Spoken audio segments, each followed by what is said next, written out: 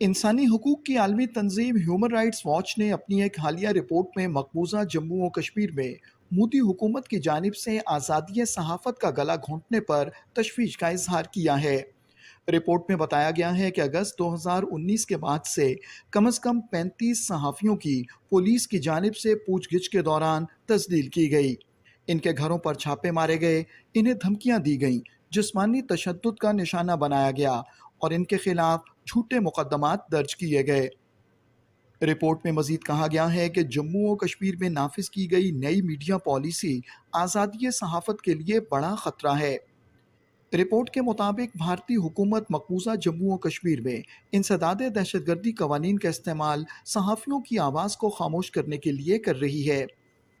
Report में इस बात पर भी तशवीश का इजहार किया गया है कि कश्मीरी सहाफ़ी आसिफ सुल्तान को 5 साल जेल में गुजारने के बाद रिहा होते ही दोबारा गिरफ्तार कर लिया गया।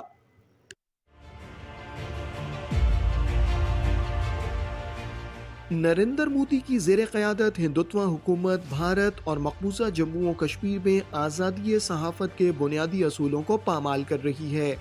भारतीय सहाफ़ियों का कहना है कि उन्हें हिरासा करने के लिए उनके खिलाफ झूठे मुकदमात दर्ज किए जा रहे हैं और भारतीय हुकूमत के इन इक़दामात का मकसद सहाफ़ियों को सच बोलने से रोकना है।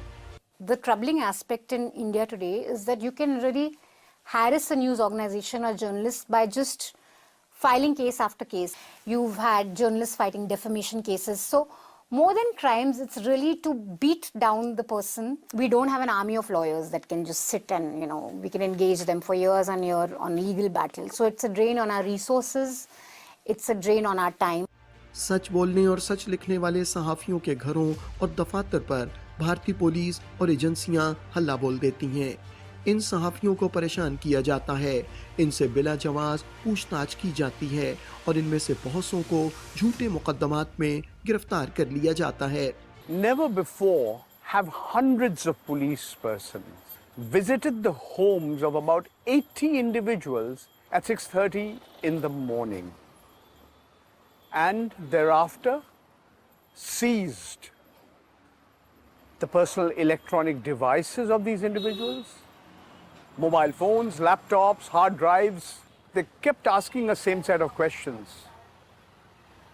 The reportage on the Hindu-Muslim riots in early 2020 in Delhi, the coverage of the farmers' agitation.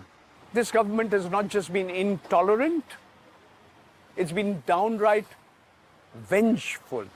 सहाफ़ियों का कहना है कि एक तरफ भारतीय हुकूमत उन्हें काले कवानीन की आड़ में निशाना बना रही है, तो दूसरी जानिब हुकूमती पार्टी से ताल्लुक़ रखने वाले रहनुमा सहाफ़ियों को संगीन नताइज की धमकियां देते हैं।